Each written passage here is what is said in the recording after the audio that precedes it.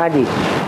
आज मुरली बोला है जो कबूतर बुद्धि होते हैं वो रिपीट नहीं करते हैं? जो कबूतर बुद्धि होते हैं वो रिपीट नहीं करते, जो तोते होते हैं वो की आवाज मुख से बाहर नहीं निकलती, अंदर ही अंदर गुड़गुड़ा के रह जाते हैं। जो तोते होते हैं उनमें भी दो प्रकार के होते हैं। एक कंठी वाले तोते होते हैं, वो यहाँ ह्यूमन तोतों की बात है, जो ऐसे तीव्र पुरुषार्थी होते हैं कि उनकी माला रूपी संगठन तैयार हो जाता है।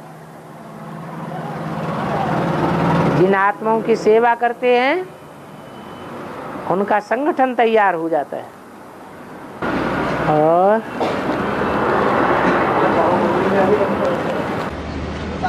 बाबा भी सोचते हैं कि बाबा भी सोचते हैं गुप्त बाबा ने बोला कि बाबा भी सोचते हैं, दोस्त सोचते हैं ब्रह्मा बाबा। हाँ, कि बाबा को अपने हाथ का बना के हाँ, सोचते हैं, लेकिन उनकी सोच पूरी वहाँ कहाँ होती है। उनकी सोच तो तब पूरी हो जब साकार में बाप को पहचाना होता है।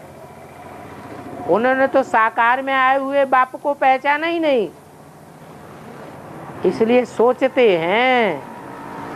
संकल्प चला है ब्रह्मा का तो जरूर संकल्प पूरा होता है।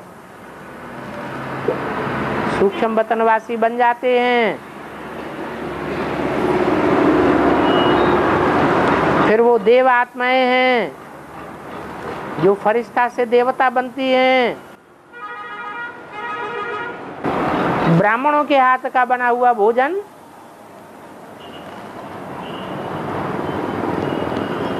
उसकी वासना देते हैं।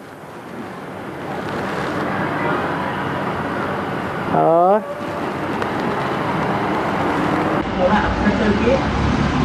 अक्सर करके मुरलियों में बाबा शब्दों को अक्षर क्यों कहते है? शब्द होते ना, सतयुग शब्द अक्षर शब्द को अक्षर हाँ, तो कहीं कहीं बाबा शब्दों को अक्षर बोलते हैं। बाबा की भाषा सिंधी थी, हिंदी भाषा नहीं थी, इसलिए जो भाषा होती है उसी भाषा में बोलते हैं।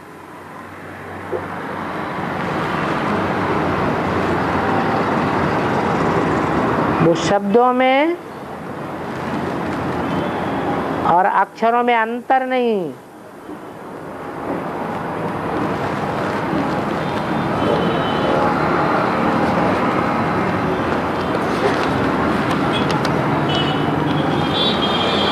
तोते का रटना व्यर्थ है, ऐसा क्यों कहते हैं? क्योंकि तोते ने सिर्फ रट लिया और समझा नहीं तो व्यर्थ है। जो तोते सिर्फ रट लेते हैं, रट कर के बोलते रहते हैं, वो कंठी वाले तोते नहीं होते हैं। उनकी माला नहीं बन सकती। कंठमाला उनकी बनती है जो समझदार भी होते हैं। उन्होंने लिखा है शिव बाबा आइंस्टीन ने फार्मूला बनाया था, इसे दुनिया का सबसे बड़ा फार्मूला कहते हैं। इसका बेहद में अर्थ क्या है? पहले वो फार्मूला समझाओ।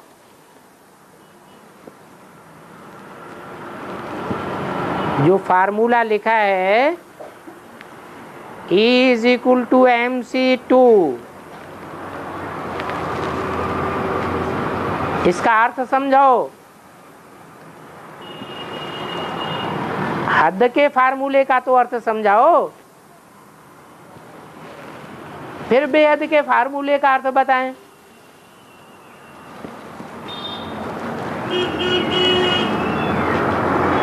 किसने दिया?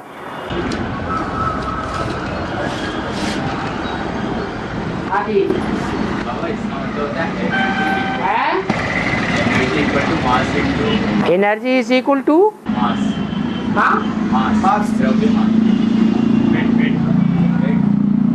Wait energy is equal to wait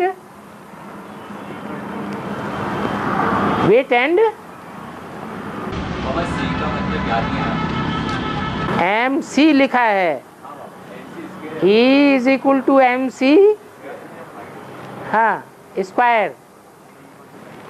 तो उसका अर्थ तो बताओ। नहीं मालूम तो पता करके पहले बताना फिर पूछना। लो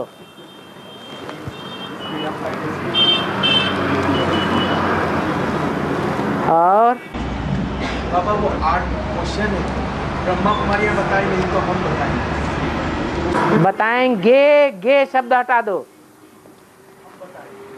बताएंगे उससे अहंकार साबित होता है।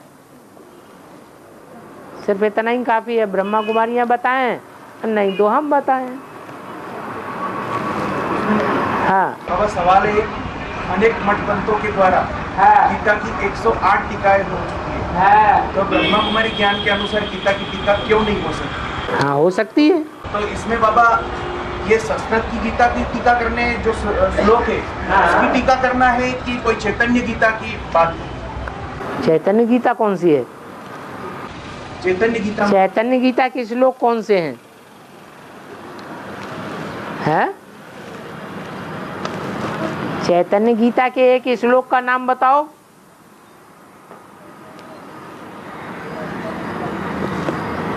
जो जड़ गीता है, भक्ति मार्ग की गीता है,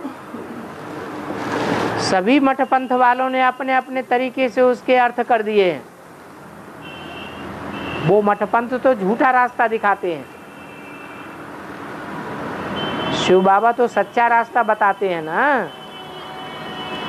तो जो सच्चा रास्ता बताने वाला शिव बाबा है, और शिव बाबा के बताए हुए रास्ते के अनुसार गीता की टीका क्यों नहीं हो सकती? जरूर हो सकती है।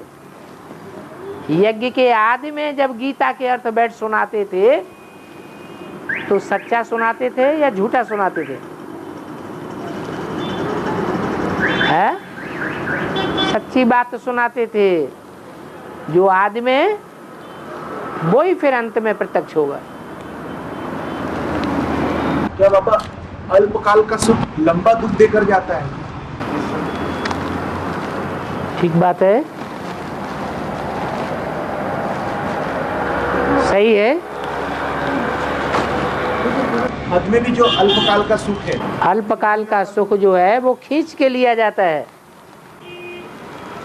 और जो दीर्घ काल का सुख है वो सहज राजयोग से मिलता है, खींच के नहीं मिलता है।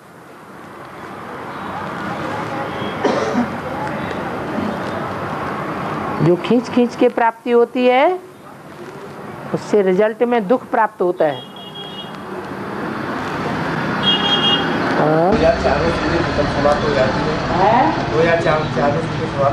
2004 में 2004 में जो शूटिंग हुई उसमें निमित्त मात्र डायरेक्टर कौन था? है शिव बाबा। अरे शिव बाबा जिसे कहते हो उसका कोई रूप है या नहीं है? जब बाबा कहते हो तो साकार रूप है या नहीं है? नहीं है। कौन है? हैं? प्रजापिता ब्रह्मा। फिर उसके बाद प्रजा माता भी तो चाहिए ना। जो प्रजा माता महालक्ष्मी बन करके लक्ष्मी के रूप में संसार में प्रत्यक्ष होगी, तो वो लक्ष्मी का तीसरा पार्ट भी तो प्रत्यक्ष होना चाहिए, जिस लक्ष्मी के द्वारा प्रैक्टिकल शूटिंग होती है, प्रैक्टिकल में स्वर्ग स्थापन होता है। सिर्फ मन से समझने की बात नहीं है, प्रैक्टिकल स्थापन करने की बात है। वो कार्यकाल शुरू होता है 2004 के बाद।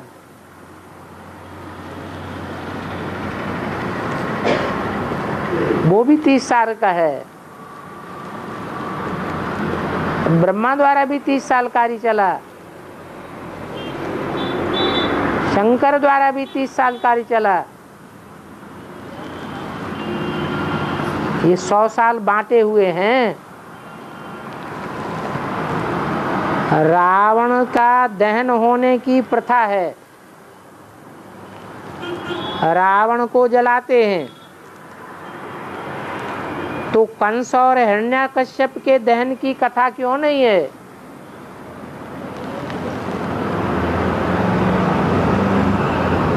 जो रावण है वही कंस नहीं है क्या?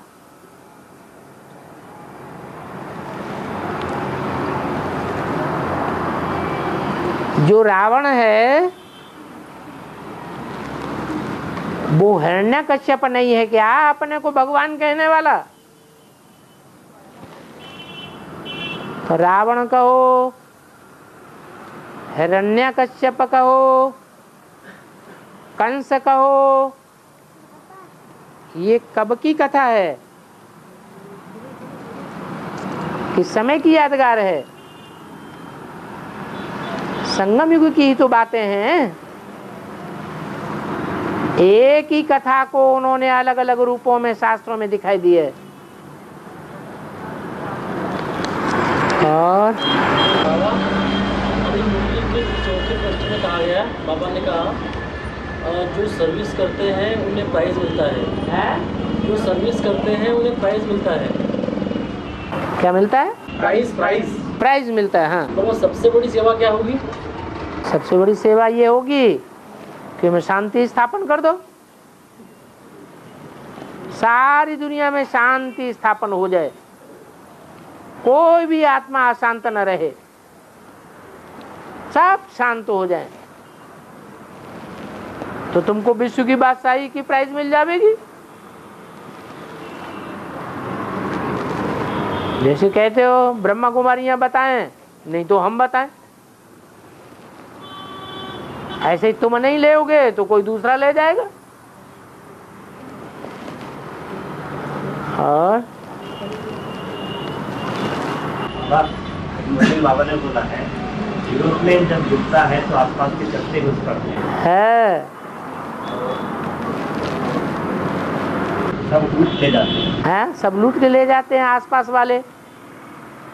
इसका बेहद में क्या है? बेहद में भी दुनिया का विनाश होगा कि नहीं है? तो जो लूटने वाले हैं, जिंदा रहने वाले जिंदा रहेंगे या नहीं? वो लूटते रहेंगे, मरने वाले मरते रहेंगे।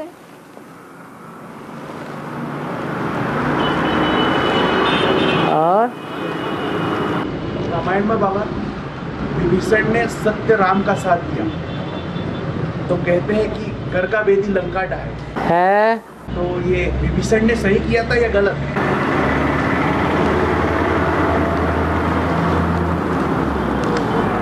विभीषण ने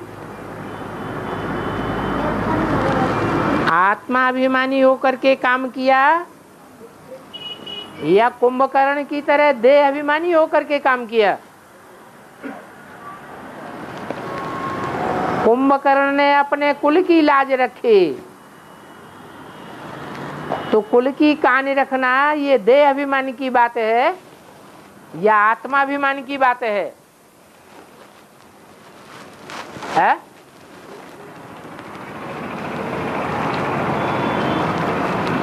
अरे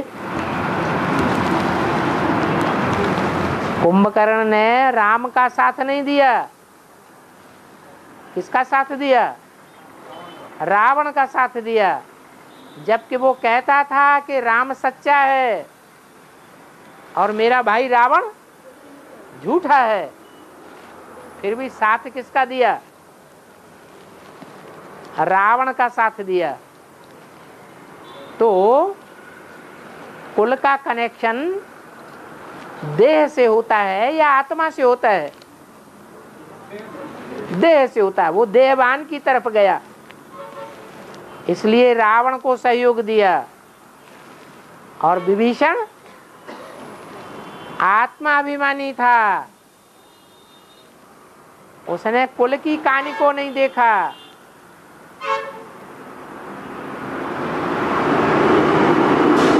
कुल की लोक लाज में नहीं मरा।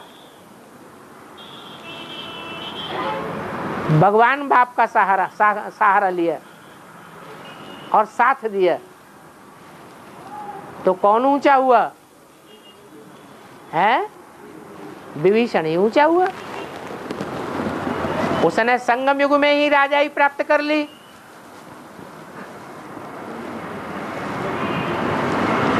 भगवान से डायरेक्ट प्राप्ति कर ली। तुम सब विभीषण हो। सारी दुनिया रावण संप्रदाय। उन रावण संप्रदाय में कोई विभीषण भी है, कोई कुंभकर्ण है,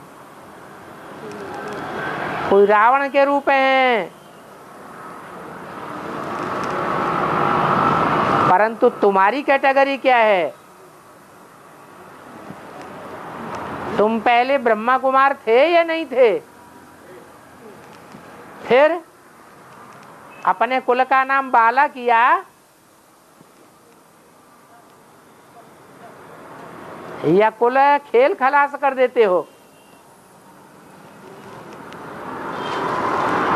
है कि ब्रह्मा कुमारों के कुल का खेल खलासा कर देते हो? ब्रह्मा कुमार माने अम्मा कुमार, और प्रजापिता ब्रह्मा कुमार माने अम्मा और बाप दोनों के कुमार। जो कहते हैं हम सिर्फ अम्मा कुमार हैं, बाप का नाम नहीं बताते, तो उनसे वैश्यालय की निर्माण होगा या शिवालय का निर्माण होगा? है वैश्यालय का निर्माण होगा। इसलिए तुम वैश्यालय को खलास कर देते हो। वैश्यालय की दुनिया छोड़ देते हो, जैसे विभीषण ने रावण संप्रदाय को लात मार दी।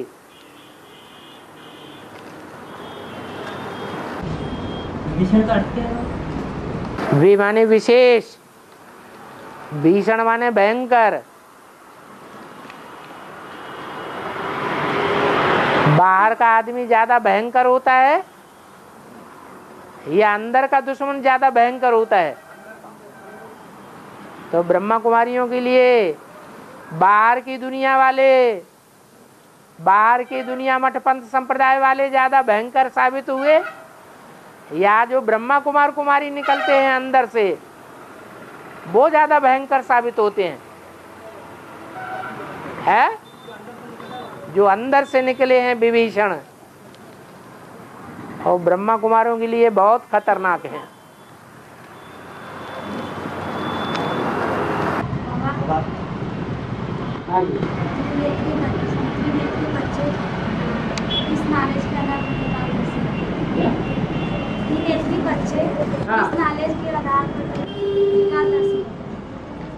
तीसरे नेत्र के आधार पर उनका नाम ही है त्रिनेत्री। तीसरा नेत्र किसको दिखाते हैं? शंकर को दिखाते हैं। तो शंकर के द्वारा जो भर दे झोली ज्ञान रत्नों से झोली भरते हैं, उन ज्ञान रत्नों के आधार पर ही त्रिकालदर्शी बनते हैं। तीसरे नेत्र वाले ने ही त्रिनेत्री बनाया है।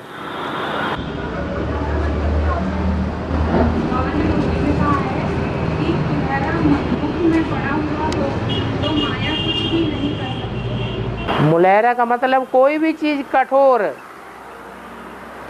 कठोर चीज मुख में डाल लो तो बोल बोल करना बंद हो जाएगा, बहिर्मुखी होना बंद कर देंगे। तो ऐसे ही ये बाबा की याद का मुलहरा मुंह में डाले रहो। बाबा की याद बनी रहेगी तो बैरमुखी नहीं बनेंगे, माया का असर नहीं होगा। हम ज्ञानी भाई बहनों माताओं को जितनी बार दिन भर में मिलें उतनी बार आपस में ओम शांति कहना चाहिए या नहीं कहना चाहिए? अगर शांत स्वरूप आत्मा में टिके हुए हैं तो शांत स्वरूप आत्मा एक दूसरे को देखेगी, देखने मात्र से ही शांति का अनुभव करेगी। तो अनुभव करना जरूरी है या मुख से बोलना जरूरी है? अनुभव करना जरूरी है। एक की आत्मिक स्टेज है, एक की अव्यक्त स्टेज देखने में आए तो दूसरा भी अव्यक्त स्टेज में टिकने का प्रयास करे। यह है सच्ची ओम शांति। बाकी जब तक ऐसी निस्टेज नहीं बनी है तो मुख से ही बोल बोल करते रहो। और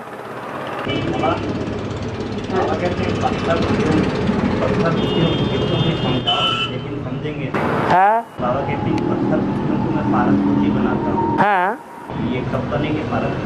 कब बनेंगे? जब दूसरों को पत्थर देना बंद करेंगे, रतन देना ही चालू करेंगे तो हम पारस बुद्धि बन जाएंगे। अभी ज्ञान सुनाते समय या लौकिक व्यवहार में आते समय दूसरों को दुख देते हैं कि नहीं देते हैं? पत्थर मार के हैं? जब तक दुख देते हैं तब तक पारस बुद्धि नहीं बने हैं।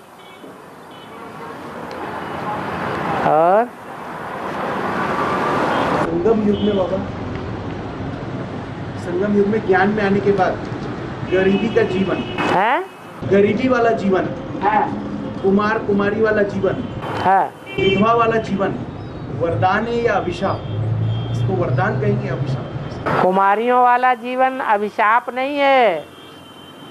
कुमारियां सबसे जास्ती गरीब होती हैं आज की दुनिया में, परंतु उनका जीवन अभिशाप नहीं है क्योंकि कुमारी जीवन है, पवित्र जीवन है, उसको अभिशाप नहीं कह सकते। बाकी सब नंबरवार हैं। और आदि की आत्मा का प्रवेश भी हम 33 करोड़ में से एक में होता है। हाँ हाँ, इसका अर्थ यही हुआ कि जो भारतवासी देवताएं हैं 33 करोड़ हैं, जो ज्ञान रत्नों में रमण करने में रत रहते हैं। जैसे भारत ज्ञान की रोशनी में रत रहता है, ऐसे ही भारत में रहने वाले जो भी भारतवासी हैं वो ज्ञान में रमण करने में अपने को अच्छा समझते हैं।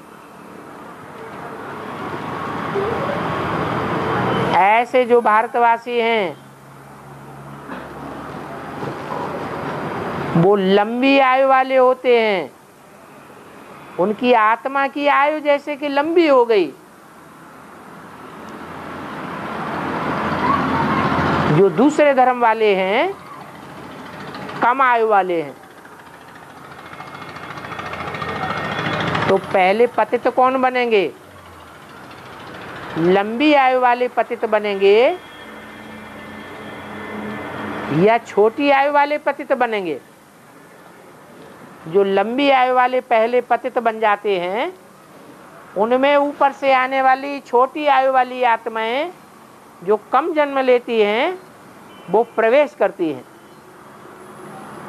यही बात बताई है कि 33 करोड़ देवताओं में से एक एक में, माने प्रत्येक में क्राइस्ट आदि धर्म पिताएं और उनके फॉलोअर्स प्रवेश करते रहते हैं,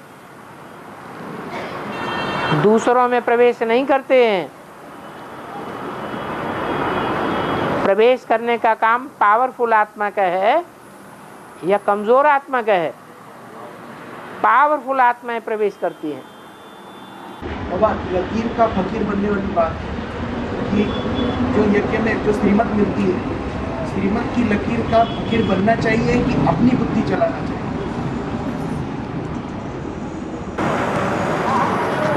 श्रीमत की लीका, अगर श्रीमत की ही लीका है,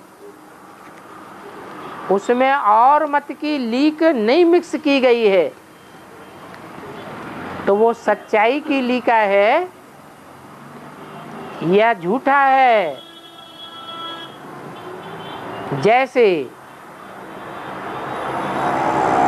सच्ची गीता है जो भगवान आकर के सुनाते हैं, वो सच्ची गीता बाद में कृष्ण का नाम डाल दिया गया, तो उसमें दूसरी मत मिक्स हो गई या नहीं हो गई है? मिक्स हुई या नहीं हुई? मिक्स हो गई। जब दूसरी मत की लीका मिक्स हो जाती है तो उसमें सच्चाई नहीं रहती है। जैसे गीता में कृष्ण का नाम डाल दिया तो सच्चाई का लोप हो गया, ऐसे ही श्रीमत में मनमत मिक्स कर देते हैं या मनुष्य मत मिक्स कर देते हैं तो सच्चाई खत्म हो जाती है। द्वापर के आदि में गीता लिखी गई, द्वापर के आदि में शास्त्र सच्चे थे या झूठे थे? है? हर चीज दुनिया की पहले सच्ची होती है, तो शास्त्र भी द्वापर के आदि में गीता शास्त्र सच्चा शास्त्र था, बाद में उसमें कृष्ण का नाम ऐड कर दिया। तो श्रीमत की लीका में मिक्सरिटी हुई या नहीं हुई? वो लकीर पर नहीं चलना चाहिए।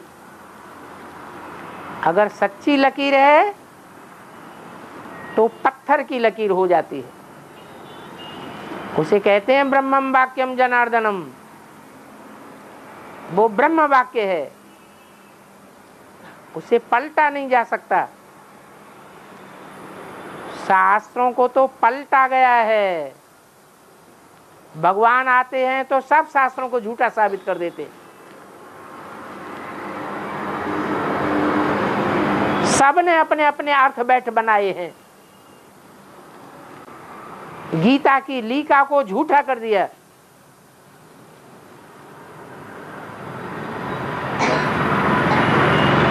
तो देखना है कि बाप जो सुनाते हैं उसमें कहीं मिक्सरिटी तो नहीं हुई है। इसलिए बोला है ब्रह्मा कुमारियों की भी जो मत मिलती है उसे भी जज करना है कि वो राइट है या रॉन्ग है, उसमें मन मत है या मनुष्य मत की लीक ऐड की गई है या नहीं की गई है। अगर नहीं की गई है, बाबा की ही बात है, बाबा की मुरली से टैली होती है, तो ब्रह्मा कुमारी की मत क्यों नहीं माननी है?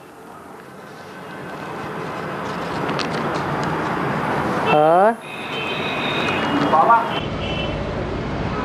हम जब योग में बैठते हैं तो मन धीरे धीरे एकाग्र होने लगता है, तो कुछ आवाज का आवाज होता है, जैसे कि तेज आवाज चलना है, वो दोपहरी में कीड़ा चिल्लाता है उस टाइप का। तो बाबा, ये आवाज कहाँ से आती है?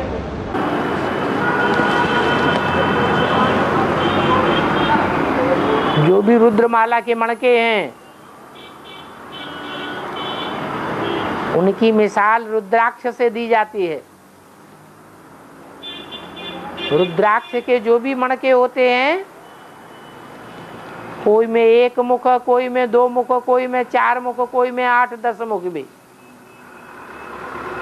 अनेक मुख वाले भी होते हैं। एक मन का ऐसा है जो 1 मुख वाला होता है, वो मिलता ही नहीं, बिरला मिलता है, बहुत मुश्किल से।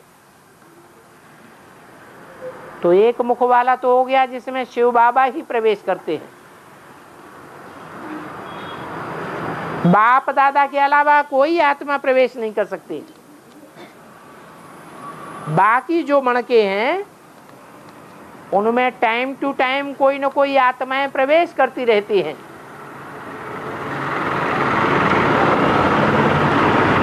और याद की यात्रा को बिगन डाल देती हैं। इसलिए उन बिगन डालने वाली आत्माओं पर कड़ी दृष्टि रखनी चाहिए।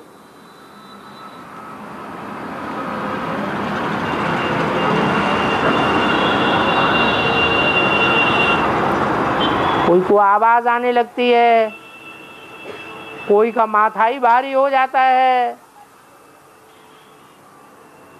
अनेक प्रकार के बिघन पड़ते रहते हैं। वो बिघन डालने वाली आत्माएं दूसरे प्रकार की हैं, और धर्मों की हैं, जो हमें डिस्टर्ब करती है।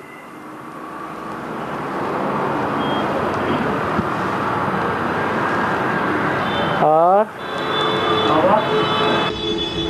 यदि कोई भूखा है उसको रोटी दी जाए, और यदि किसी के पास धन नहीं है उसको धन दिया जाए, ये 2 सेवाएं। और एक सेवा ये होगी कि यदि किसी को बाप के पास ले जाया जाए, तो तीनों में से बाबा सबसे बड़ी सेवा क्या होगी?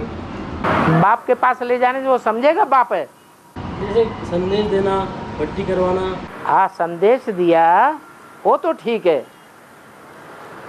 लेकिन संदेश वो लेने वाला लेने के लिए तैयार है तो संदेश देना भी ठीक है। हम जानते हैं वो तो बिल्कुल नास्तिक है, उसको हम ये बातें सुनाएंगे तो एक कान से सुनेगा, दूसरे कान से निकाल देगा, हमारा टाइम वेस्ट हो जाएगा, तो देना भी बेकार है। स्थूल धन देने की बात है, वो भी हम किसी को देंगे और वो जाके शराब पी लेता है तो भी हमारे ऊपर पाप चढ़ जाएगा। रही भोजन की बात, तो भूखे आदमी को भोजन करा देना उसमें कोई पाप नहीं है। भूखा आदमी जिंदा रहेगा तो हो सकता है आगे चल के ज्ञान भी ले ले, जिंदा ही नहीं रहेगा तो ज्ञान कहां से लेगा। इसलिए भोजन पर सबका अधिकार है। हमारे पास अगर ज्यादा है तो क्यों ना भूखे को खिला दें। बाबा स्वयं की आत्मा की डिसर्विस करने में और किसी सोल के प्रवेश होने के बाद डिसर्विस होने में, इसमें अंतर कैसे? स्वयं की आत्मा भी तमो प्रधान है और प्रवेश करने वाली आत्माएं भी तमो प्रधान है। चाहे वो ब्रह्मा की ही आत्मा क्यों न हो, तमो प्रधान आत्माएं सर्विस कर सकती हैं या डिसर्विस ही करेंगी। क्या करेंगी? है डिसर्विस ही करेंगी। ये तो बाप दादा की याद है, बाप की याद से बाप आकर हमारा सहयोगी बन जाता है। बाप की याद है तो बाप हमारे साथ है, और बाप हमारे साथ है तो सर्विस ही सर्विस होगी। बाप की याद नहीं है तो हम डिसर्विस ही करेंगे। अब वो चाहे प्रवेश करने वाली आत्मा हो या हमारी खुद की आत्मा हो। ये निर्णय लेने में कठिनाई होती है। काहे के लिए निर्णय लेना है? अरे चाहे हमारी आत्मा हो चाहे प्रवेश करने वाली आत्मा हो, दोनों ही तमो प्रधान है या कोई सतो प्रधान है? तो निर्णय क्यों करें? ये जानने की भी क्या जरूरत है किस आत्मा ने प्रवेश किया? ऐसे ही कृष्ण धर्म में बोला जाता है कि जब भी कोई दुख आता है या कोई दुखी होता है, बीमार होता है, तो शैतान प्रवेश करते ही वो कार्य कराते हैं। तो हमेशा जो दुख होता है वो ज्ञान के तो अनुसार समझना चाहिए कि दुख हमारे कर्मों का फल है या कोई आत्मा ने प्रवेश किया वो हमको दुख दे रहा है। क्या समझना अच्छा है? हमारे किए हुए कर्मों का फल है। कोई प्रवेश करके ना हमको दुख दे सकता है और ना सुख दे सकता है। हमारी आत्मा खुद ही अपना शत्रु, अपना मित्र है। बाबा, अंतर्ज्योत निरंतर वाणी का क्या मतलब है? अंतर्ज्योत निरंतर वाणी, अंतर्ज्योत निरंतर वाणी है। अंतर की ज्योति जगेगी तो निरंतर जो वाणी चलेगी वो ईश्वरीय वाणी ही चलेगी। अंतर की ज्योति बुझी हुई होगी अर्थात बाप की याद नहीं होगी, देह अभिमानी में होंगे तो अज्ञान ही अज्ञान सुनावेंगे। हद की दुनिया में माता पिता, बड़ा भाई, बड़ी बहन, इनके चरण छूना चाहिए या नहीं छूना चाहिए? ज्ञान में आने के बाद अंधश्रद्धा वाले काम करने चाहिए या समझपूर्वक काम करना चाहिए? तो पांव छूना, नाक छूना, कान छूना, इसमें कोई समझ रखी है क्या? ये तो बेसमझी की बातें हो गई।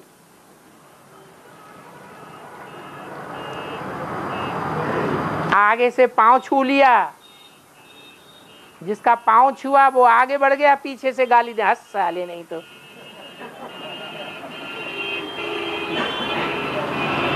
तो पांव छूने का मतलब क्या हुआ?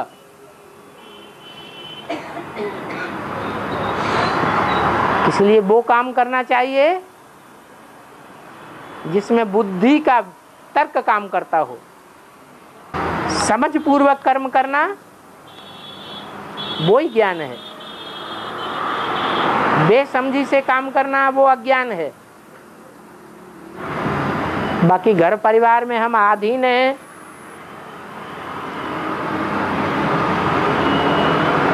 परिवार वालों के अनुसार अगर हम नहीं चलेंगे तो हमको घर से निकाल देंगे, परेशान करेंगे, दाना पानी नहीं देंगे या हमारी प्रॉपर्टी का हिस्सा ही हमको नहीं देंगे। तो युक्ति से चलना अच्छा है। दिखाने के लिए हाथ पांव छू लिया, अंदर से शिव बाबा को याद किया, कोई हर्जा हो जाएगा? जब देखो कि हमारी नौकरी लग गई, धंधा लग गया, तभी ठेंगा दिखा दो,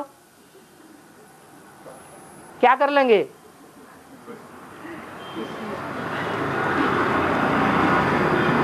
समझाने की कोशिश करो, समझ जाते हैं तो ठीक। ये चरण जो हैं वो बुद्ध रूपी पांव की यादगार हैं। जैसे बुद्धि से कहीं पहुंचा जाता है वैसे चरणों से भी कहीं पहुंचा जाता है। कहते ने तुम्हारे पांव हमारे गुरु जी तक नहीं पहुंचेंगे, तो बुद्ध रूपी पांव की बात है। ये पांव स्पर्श करने से कुछ नहीं होता है। जहां तक गुरु की बुद्धि रूपी पांव पहुंचा हुआ है वहां तक हमारी बुद्धि पहुंचनी चाहिए। उसे कहते हैं चरण स्पर्श करना। बाबा, ईसा से 2500 साल पहले रोमन सभ्यता थी और बोरे चिट्टे लोग रहते थे वहाँ पे, और मोहनजोदड़ो का नाम आता है। ईसा से 2500 साल पहले हाँ रोमन सभ्यता थी। ईसा को 2000 साल हुए और 2000 से भी 2500 साल पहले भारत ही खंड था कि दुनिया में कोई दूसरा खंड था है? फिर इतिहास में बताते हैं वो 5 वो इतिहास मनुष्यों ने लिखा है या भगवान ने लिखा है? फिर मनुष्य तो अव्वल नंबर के झूठे होते हैं, अपने स्वार्थ के अनुसार काम करते हैं। जितने भी मनुष्य हैं सबको अपना अपना रथ है, सब स्वार्थी हैं। स्वार्थ के अनुसार उन्होंने हिस्ट्री लिखी है। झंडा ऊंचा रहे हमारा, अपने को ऊंचा साबित करने के लिए उन्होंने भारतवासियों को नीचा दिखाई दिया, अपनी सभ्यता को ऊंचा करके दिखाई दिया। लक्ष्मी आए चित्र लक्ष्मी को खिलाफ आए दिखाते हैं, लक्ष्मी जी को खिलाफ आए दिखाते हैं। लक्ष्मी का क्या दिखाते हैं? आए और नारायण को पूरा वक्त दिखाते है। बाहों का अर्थ क्या है?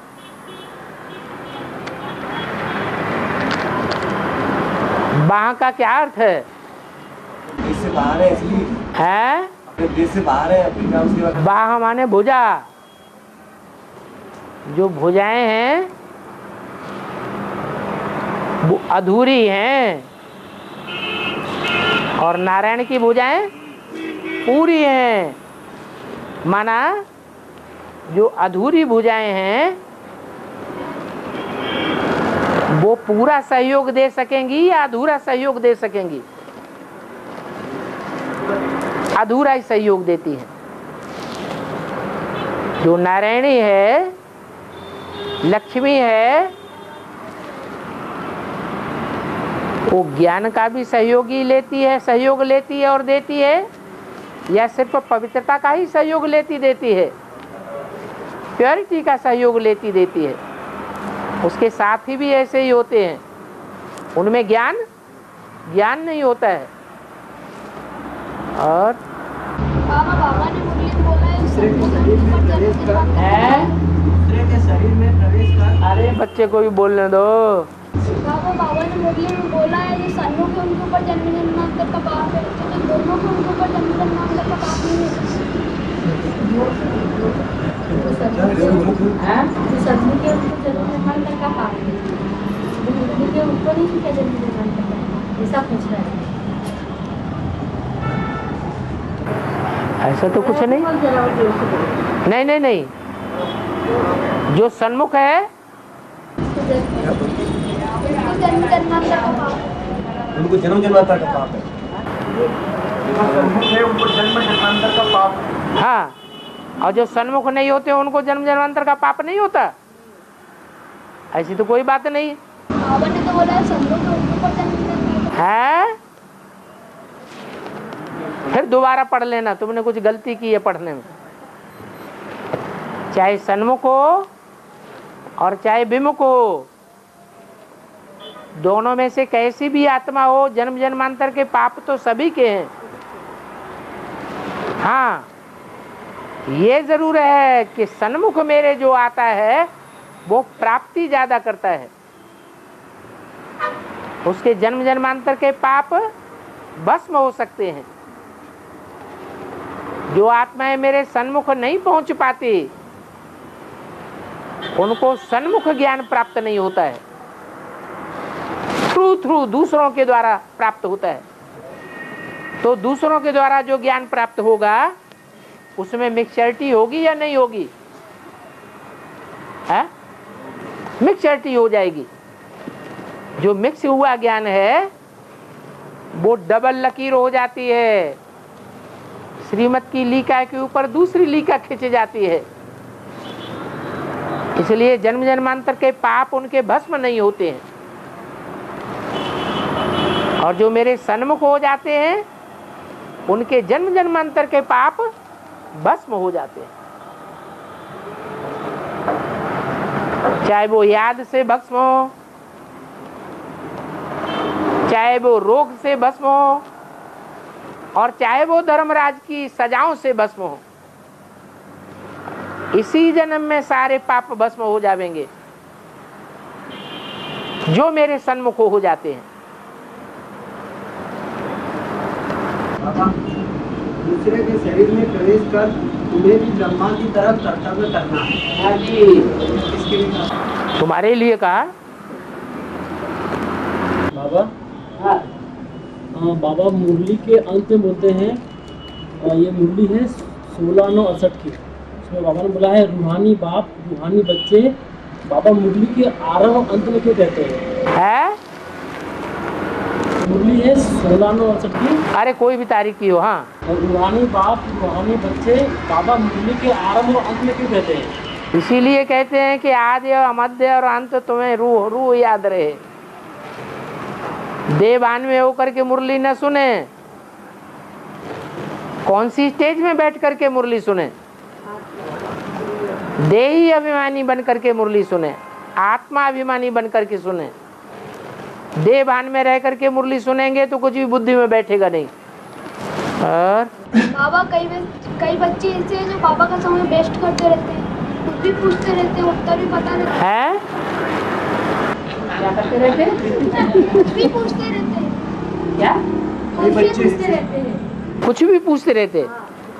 तो क्या हुआ? तो वो कुछ भी पूछते रहते हैं। हाँ, तो बाबा थक जाते हैं क्या? बाबा का समय वेस्ट करते हैं। तुम भी तो समय वेस्ट कर रहे हो।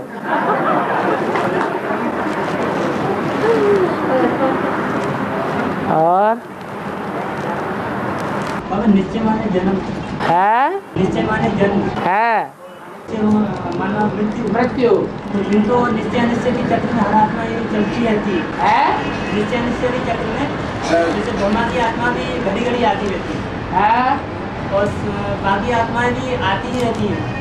तो वो अनिश्चय रूपी मौत कौन सी है? कैसे? जैसे कि हमें ये पता लगा कि अभी ये अनिश्चय के कारण हमें वहाँ बड़ा ड्रामा में मृत्यु हो जाए।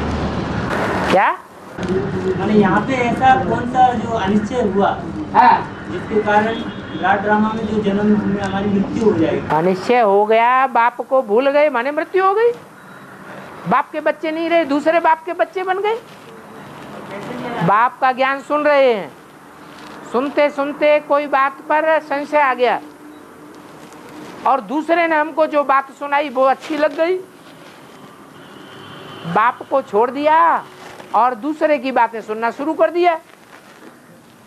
तो दूसरे बाप को बाप बना लिया कि नहीं?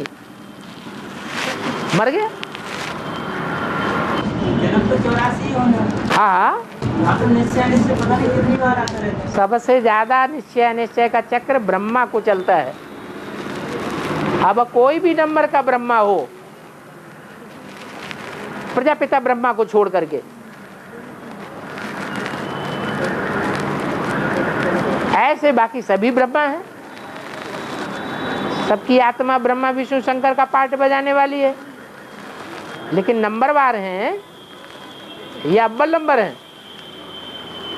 नंबरवार हैं। तो नंबरवार अनिश्चय निश्चय पैदा होता है। एक जैसा निश्चय निश्चय सबको नहीं हो सकता।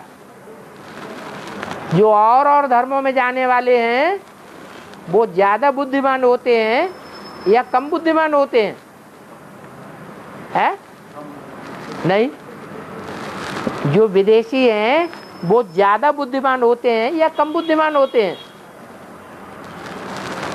विदेशी। अरे विदेशी बाप को पहचानने में आगे जाते हैं या पीछे रह जाते हैं? तो ज्यादा बुद्धिमान हुए ना।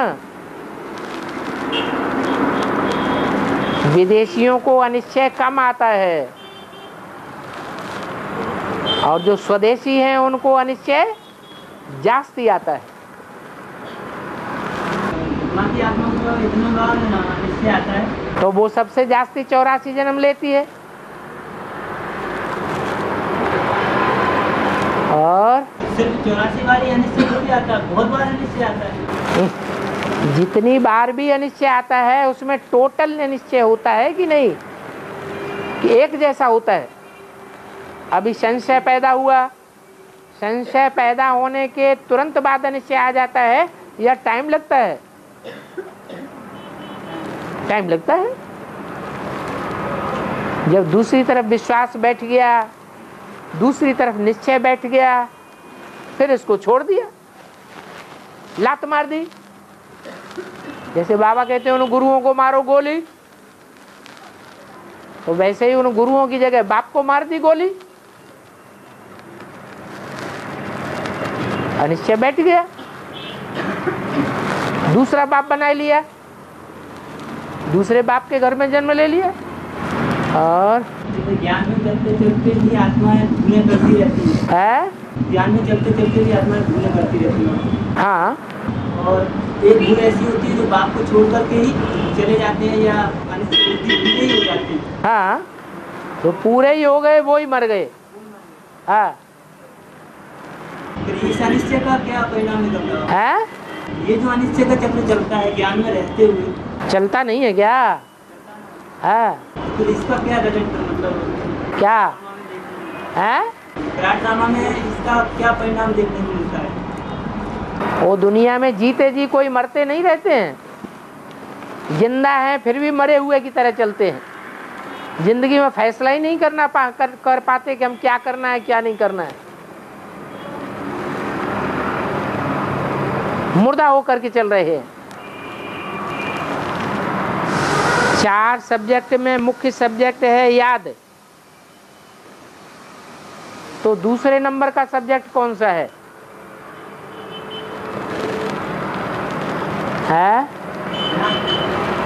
याद है पहला नंबर, तो दूसरे नंबर का सब्जेक्ट कौन सा है?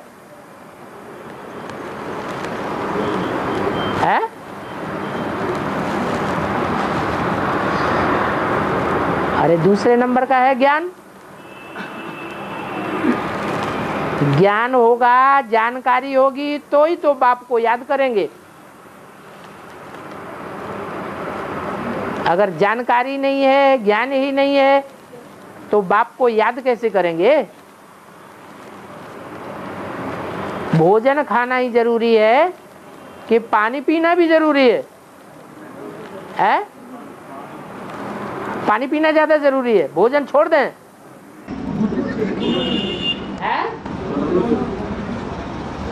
दोनों जरूरी है।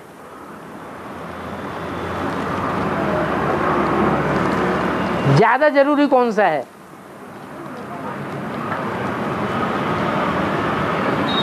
भोजन खाना ज्यादा जरूरी है या पानी पीना ज्यादा जरूरी है? भोजन ज्यादा जरूरी है। इसलिए बाबा कहते हैं जो माताएं याद में रहेंगी, ज्ञान भले उनमें जास्ती नहीं है, तो भी अंत में उनमें ज्ञान ही मर्ज हो जाएगा।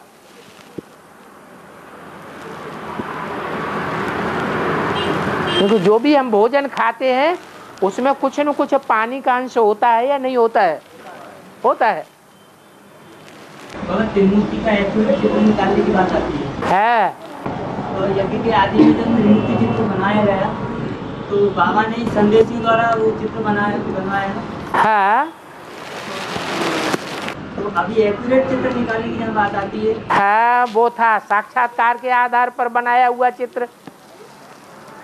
और अभी जो चित्र बन रहे हैं वो बुद्धि योग के द्वारा बनेंगे या साक्षात्कार के आधार पर बनेंगे?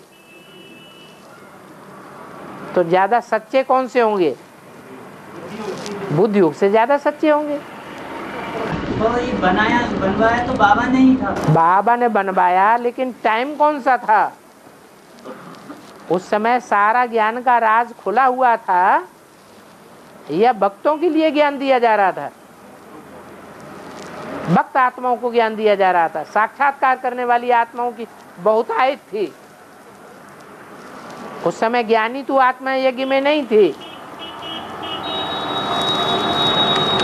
ज्ञान परिपक्व स्टेज में था ही नहीं। तो वो बाबा के द्वारा बनाया हुआ चित्र को भी रॉन्ग कह देते हैं ना, है तो बाबा के द्वारा ही बनाया। बाबा ने नहीं बनाया। तुम जिसको बाबा कहते हो वो बाबा मम्मा नहीं है। वास्तव में ये ब्रह्मा सरस्वती तुम्हारे मम्मा बाबा नहीं है। बाबा साकार में थोड़ी बनवाया, निराकार में थोड़ी, सबकी ब्रह्मा द्वारा संदेशों के द्वारा बनवाया ना। अरे बनाने का निमित्त कौन था? चेकिंग करने वाला कौन था? फिर जो चेकिंग करने वाला था वो संपूर्ण ज्ञानी है या अज्ञानी है? वो उन्हें बाप को ही नहीं पहचाना।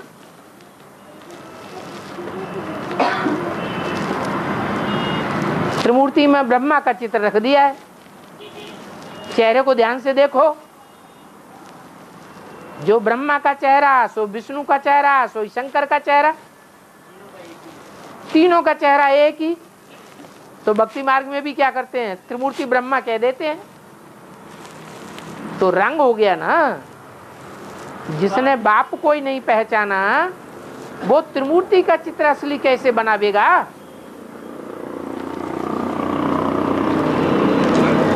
इसलिए बोला तुम बच्चों को त्रिमूर्ति का एक्यूरेट चित्र निकालना चाहिए। तो क्या बाबा शिव बाबा सबको बेट समझाते हैं, न समझने के कारण त्रिमूर्ति में शिव रखते ही नहीं, ब्रह्मा को रखते हैं, जिसको प्रजापिता ब्रह्मा कहते हैं। ये त्रिमूर्ति में एक्यूरेट चित्र निकालने के बाद की बात है। हाँ जी,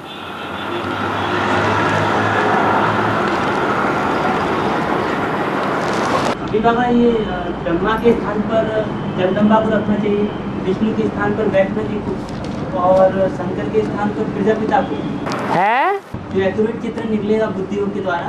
क्या? तो जो अभी प्रत्यक्ष है 3 मूर्तियाँ, हाँ उनको रखा जाएगा ना नंबरवार।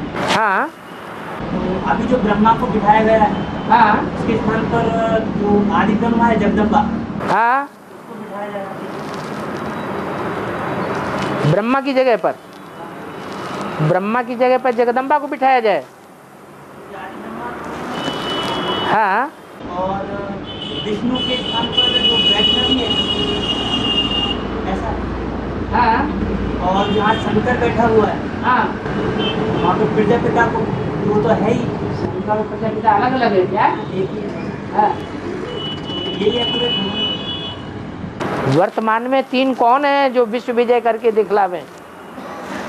तब हो वे प्रणपूर्ण हमारा। उन्होंने विश्व विजय करके दिखलाई। हाँ, तो वो खत्म हो गए या अभी मौजूद हैं? दोबारा जन्म लेकर के जो आए। तुम मूर्ति किसकी दिखावेंगे? कपड़ा किसका दिखावेंगे?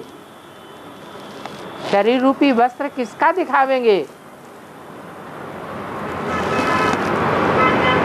आदि वालों का दिखावेंगे या वर्तमान वालों का दिखावेंगे? तो फिर ब्रह्मा कुमारी की मत भी मुरली से जज करना है, ऐसे बोला है। परंतु मनुष्य तो सब विकारी हैं। तो विकारी बुद्धि वाले मनुष्य जज कैसे करेंगे? ये बाबा ने कब कहा कि मनुष्य बनकर के जज करना है? मनन चिंतन मंथन करने वाला फरिश्ता बन के जज नहीं कर सकते है? फरिश्तों में और मनुष्यों में अंतर है या नहीं है? है। मनुष्य होते हैं रिश्तों को बनाने और बिगाड़ने वाले, रिश्तों में बुद्धि हिलगाने वाले, और फरिश्तों का कोई रिश्ता नहीं होता देहधारियों से। तो ऐसे फरिश्ता बनकर के जजमेंट करो। बाबा ने कब कहा मनुष्य बनकर जजमेंट करो? बाबा परस्पर जजमेंट के लिए कोई भी बात का जजमेंट निकालना होता है, निर्णय लेना होता है, तो अगर हमें पूरी मूल्यों का ज्ञान नहीं है, पूरा ज्ञान नहीं है, तो उसका निर्णय भी नहीं ले पाएंगे। नहीं तो देखा जाता है अक्सर कि अगर एडवांस में जहाँ पर आपस में मतभेद ज़्यादा देखने में आ जाते हैं, कोई बात का निर्णय लेना है, तो कोई कहते हैं कि भाई निर्णय नहीं ले पाते हैं, लकीर तो फकीर हुआ, ऐसा बोल देते हैं, सही निर्णय नहीं ले पाते हैं, क्योंकि बाबा किसी मूली में कोई बात एक बोली हुई है, फिर दूसरी मूली में उस बात का निराकरण पूरा किया गया है। तो पूरी मूलियों का ज्ञान होना भी जरूरी है ना बाबा, किसी बात का निर्णय लेने के लिए। ऐसे भी होता है, एक मुरली में एक बात बोली गई, दूसरी मुरली में दूसरी बात बोली गई। हाँ, अलग अलग नहीं, लेकिन क्लियरिफिकेशन किसी में एक ही बात का दिया हुआ, फिर उसी बात का दूसरी मूली में भी दिया गया है। तो कभी ऐसा होता है कि जहाँ समझ में नहीं आता, थोड़ा सा लिया है, वहाँ पर फिर विस्तार से बताया जाता है। हाँ हाँ, पूरा बात का पूरा तंत्र बुद्धि में भी तो बैठना चाहिए, तभी तो निर्णय लेंगे। हाँ, जब बाप की याद में होंगे तो बाप तुम्हारे साथ होगा या दूर होगा? हैं? याद में होंगे तो साथ होगा ना, तो निर्णय सही मिलेगा या गलत मिलेगा? ब्रह्मा की सोल गुलजार दादी में प्रवेश करती है,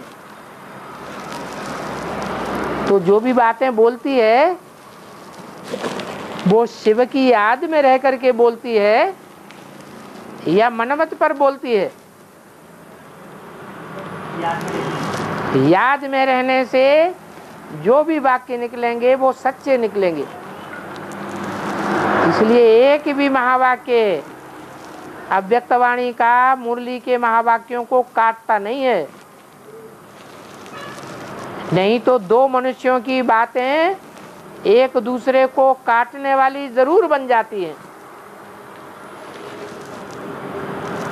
एक मनुष्य की हर बात दूसरे मनुष्य की हर बात से मिलती जुलती नहीं होगी, कुछ न कुछ अंतर पड़ जाता है। लेकिन अव्यक्त वाणी में और मुरली में ये खासियत है कि कोई भी महावाक्य ऐसा अव्यक्त वाणी का नहीं है जो मुरली के महावाक्यों को काटने वाला हो।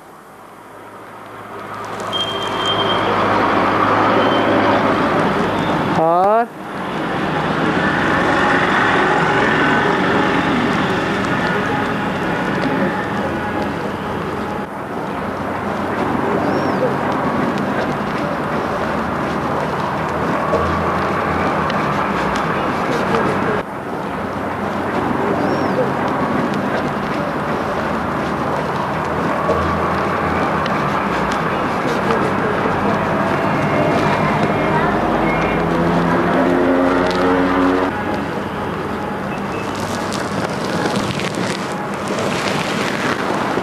बाबा टाइम हो गया है।